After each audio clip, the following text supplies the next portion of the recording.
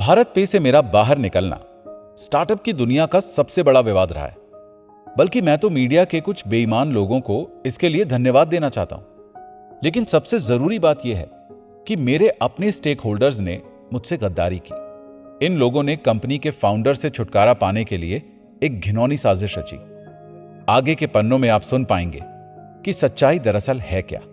यह सच्चाई आपकी कल्पना से कहीं अधिक अजीब होती है और सच्चाई कभी सार्वजनिक नहीं होती है। मैं आपको कुछ इंपॉर्टेंट कैरेक्टर्स से मिलवाना चाहता हूं जिनका मोटिवेशन बिल्कुल मेरे खिलाफ था। ये कैरेक्टर्स आपको इस पूरी कहानी को समझने में मदद करेंगे। 1. शाश्वत मनसुख भाई नकरानी, महज 20 साल के भारत पे के को फाउंडर जो IIT दिल्ली से पढ़कर आए थे। इसने सही समय पर सही जगह आकर लाखों रुपए बना लिए। यह उदाहरण है कुछ ना करके पैसे कमाने का। और तो और यह इस कहानी का काफी इंपॉर्टेंट कैरेक्टर है। दूसरों ने इन्हें एक टूल की तरह इस्तेमाल किया है। ये एक ऐसे शख्स थे जिन्होंने किसी भी बोर्ड मीटिंग में एक शब्द भी नहीं बोला और ना ही किसी इन्वेस्टर ने इनको देखकर पैसे लगाए। ये भारत पे का एकमात्र चेहरा बनकर रह गए थे और शायद इसीलिए ये खुद को छोटा भी महसूस करने लगे थे। इसलिए मुझे लगता है कि जिन लोगों ने ये खेल रचा उन्होंने इनको भी परेशान किया होगा। मैं ये अच्छी तरह से जानता हूं कि ये और इनके पिताजी भारत पे के जरिए करोड़ों कमा चुके हैं। लेकिन जब ये सब कुछ हो रहा था मैंने उन्हें फोन लगाया, लेकिन उन्होंने मेरा फोन नहीं उठाया। और बात ही कुछ ऐसी है कि मैं ही सिर्फ एक ऐसा शख्स था जिसने इन्हें इन्वेस्टर से बचा लिया था। मैंने उन्हें ऊपर उठाने में उनकी काफी मदद की क्योंकि ये IIT दिल्ली वापस चले गए थे अपनी पढ़ाई पूरी करने, और ऐसे में ये इस इंस्टीट्यूट से पहले ही बाहर हो गए थे। 2. भाविक कोलाडिया, तू निर्दयी। भाविक भी मेरे साथ गद्दारी कर सकता है, यह समझना मेरे लिए बहुत दर्दनाक था। मैं एक अकेला ऐसा इंसान था जिसने उस पर भरोसा किया। अमेरिका में उसके नाकामयाब होने के बावजूद भी मैंने उसकी मदद की। मैंने उसे भारत पे शुरू करने के कुछ महीनों के अंदर ही 4 करोड़ के सेकेंडरी स्टॉक में पैसे लगाने की अनुमति दी, जबकि कंपनी सिर्फ 1.9 करोड़ जुटा पाई थी। मैंने उसे टेक्नोलॉजी संभालने का जिम्मा दिया और सबसे ज्यादा जरूरी बात यह है कि मैंने उस इंसान को अपने भाई से कम नहीं माना। भाविक मालवीय नगर में मेरे शानदार घर में 2 साल तक बिना किराए के आराम से रहा। माधुरी ने उसकी पत्नी को बिजनेस शुरू करने के लिए करोड़ों रुपए उधार में दिए।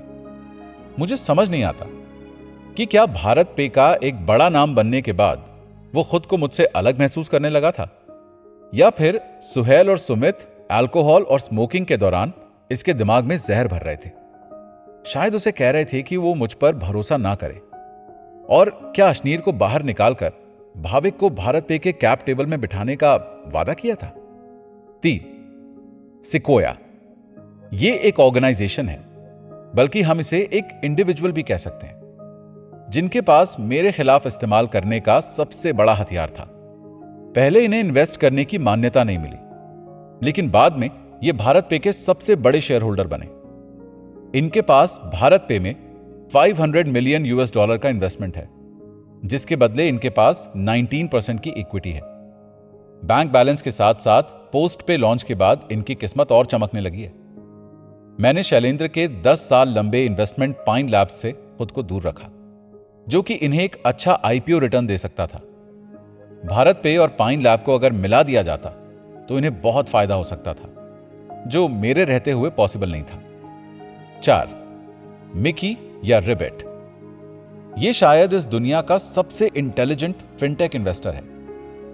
यह इस फैक्ट पर भरोसा रखता है कि अमेरिकी फंड ने जब भारत पे पर पैसे डाले उसके बाद ही भारत पे में इंडियंस ने इन्वेस्ट किया।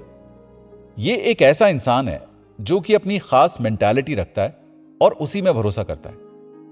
और इसने अमेरिका में एक कंपनी पर बहुत बड़ा निवेश किया और उस फेडरल रिजर्व कंपनी के दाम को घटते हुए देखा। अब इनके ऊपर बोझ बढ़ता जा रहा था। इस बैकग्राउंड के साथ मिक फिर डरा हुआ भी था। वो इस बात से भी डर रहा था कि कोटक के इस मुद्दे से भारत पे का बैंक लाइसेंस चला जाएगा, या फिर वो सिर्फ इस बात से नाखुश था कि मैं शार्क टैंक पर गया और मैंने उसकी बातें नहीं सुनी। 5. Rajneesh Kumar, state bank of India के एक्स चेयरमैन। इन्होंने माधुरी और मुझे बोर्ड मीटिंग में बुलाया। ये दिखाना चाहते थे कि ये भारत पे को किस इंट्यूशन से कंट्रोल में करना चाहते और भारत पे से पैसे भी लेना चाहते, जिसे मैंने इग्नोर किया। ये इस पूरी साजिश का सबसे इंपॉर्टेंट चेहरा है। चाहे शुरुआत में ही ईसॉप को 2 करोड़ से बढ़ाकर 3 करोड़ करने की मांग हो, या फिर मुझे डीएलएफ गोल्फ कोर्स के क्लब में मेंबरशिप दिलवानी हो, इनके द्वारा रची गई साजिश बेहतरीन थी। उसने मेरे साथ बहुत लंबे समय तक खेला।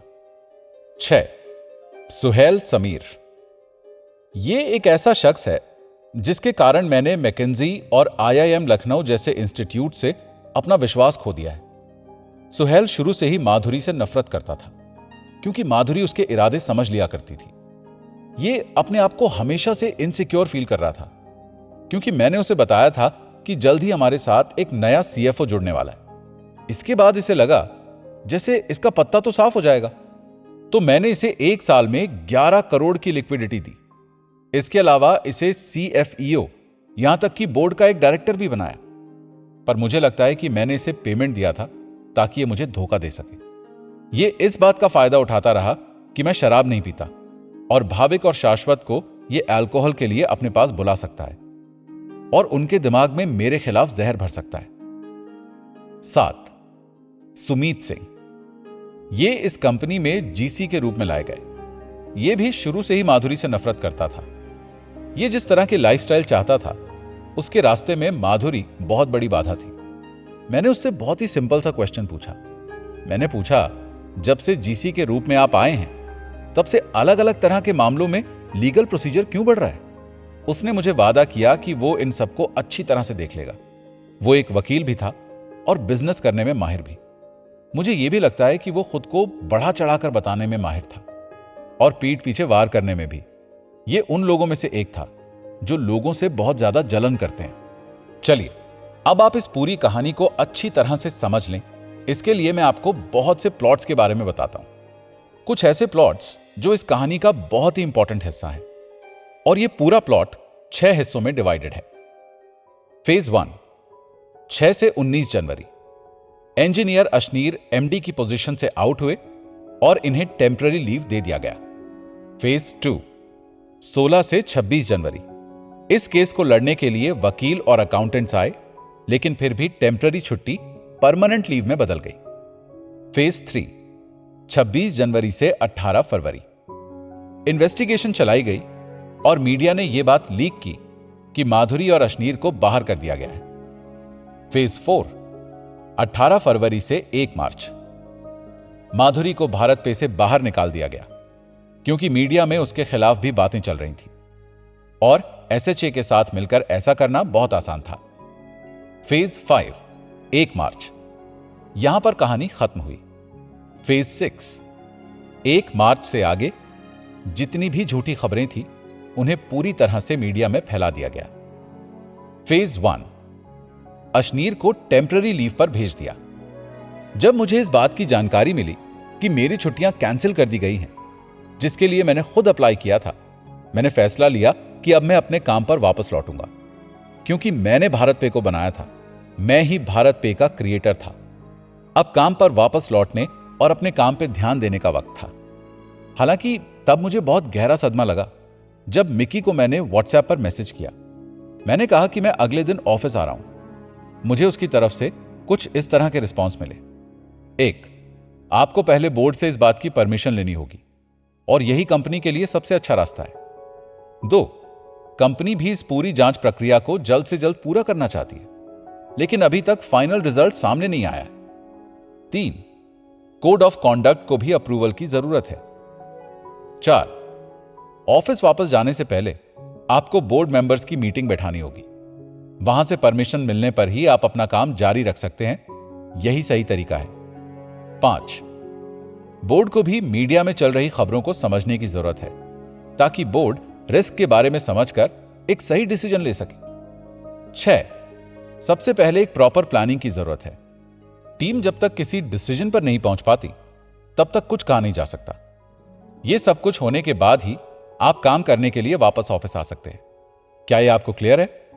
ये जो कुछ भी हो रहा था, इसका कोटक से कोई लेना देना नहीं था। मिक्की इस बात को मेरे सामने साफ तौर पर रखना चाहता था। 18 जनवरी 2022 रात के 10:29। जैसा मिक्की चाहता था उसी प्लानिंग के हिसाब से बोर्ड की एक मीटिंग इनवाइट की गई, जो दूसरे दिन सुबह 8 बजे रखी गई थी, और मेरे ईमेल पर इसे लेकर एक मैसेज भी जल्दी आ गया।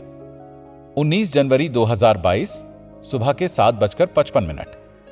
मिक्की माल्का का नाम मेरे फोन की स्क्रीन पर आ रहा था। बोर्ड मीटिंग से कुछ ही समय पहले, जिसे देखकर मैं हैरान हुआ। उसमें उसने लिखा था, उम्मीद है कि तुम ठीक होगे। मीटिंग के दौरान खुद को शांत रखना। मिक्की ने मुझे बिना मांगे ही एडवाइस दी थी। उसने मुझसे कहा था कि मैं शांत रहूं, हम्बल रहूं और अपने दिमाग को अपने कंट्रोल में रखूं। सुबह 8 बजे भारत पे board meeting. Zoom call login किया गया और बोर्ड मीटिंग के शुरुआती नियमों का ध्यान रखने के बाद मिक्की अपने काम पर लग गए। उसने मुझसे कहा कि अगर मैं खुद से छुट्टियां लेकर चला जाता हूं तो यह कंपनी के लिए बेहतर होगा। इसके बाद उसने बाकी सारे लोगों से अपनी सोच सामने रखने को कहा। मुझे बहुत ज्यादा हैरानी हुई जब शाश्वत, सुमित, सोहेल सभी मिक्की की कही इस बात पर राजी थे। वो सभी चाहते थे कि मैं छुट्टियां ले लूं, तो मुझे समझ ही नहीं आया कि यह सच कैसे हो सकता है। मेरा दिमाग बहुत तेजी से इधर उधर भाग रहा था। मैंने सोचा कि आखिर ये वही लोग हैं जिन्होंने पहले मेरी छुट्टियों का विरोध किया था। बाद में उन्होंने कहा कि बोर्ड 13 जनवरी को मेरी वॉलंटरी लीव की बात को ठुकरा चुका है। मैं सदमे में था। मेरी आंखें जूम विंडो पर गड़ी हुई थी, जिसमें भाविक भी नजर आ रहा था। भाविक ने कहा, हम उसे छुट्टियों पर आखिर क्यों भेज रहे हैं? हमें अब उसकी पहले से भी ज्यादा जरूरत है। मैं बहुत इमोशनल हो गया। मैंने बोर्ड से पूछा, जब पहले मुझे छुट्टियां लेने से मना किया था, फिर अब ऐसा क्यों किया जा रहा है? मुझे लगा था कि मेरी दलीलों का, मेरी कही गई बातों का कुछ तो असर होगा, लेकिन उन्होंने मेरी उम्मीदों पर पानी फेर दिया। और इस दिन मुझे जो सदमे लगने वाले थे, अपने ही बोर्ड मेंबर्स से जो झटके मिलने वाले थे, वो यहीं पर खत्म नहीं हुए। मैंने देखा कि भाविक का चेहरा भी बदल गया है। उसने भी दूसरों को सपोर्ट करते हुए यह बात आखिरकार मान ही ली कि मुझे छुट्टी ले लेनी चाहिए। दो लोग जो इस बात से डिसएग्री करते थे, वो थे केवल हांडा और रजनीश कुमार, लेकिन उनके वोट दूसरों की तुलना में कमजोर हो गए थे। मिक्की मल्का की आवाज आई।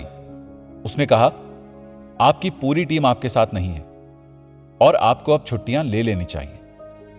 मिक्की मल्का के कठोर शब्द मुझे इस बात का एहसास करा रहे थे कि मैं एक हारी हुई लड़ाई को जीतने की कोशिश कर रहा हूं। यह मेरे लिए बहुत ही इमोशनल मोमेंट था। मैंने महसूस किया कि जिन लोगों को मैं अपने साथ लेकर आया था, जिन लोगों को मैंने ऊपर उठाया, उन्होंने ही मुझे निराश कर दिया। मैंने कहा, ठीक है, जब सबकी यही इच्छा है तो कोई नहीं, मैं छुट्टियों पर जाऊंगा। पर क्या आप सभी ये भी चाहते हैं कि माधुरी भी चली जाए?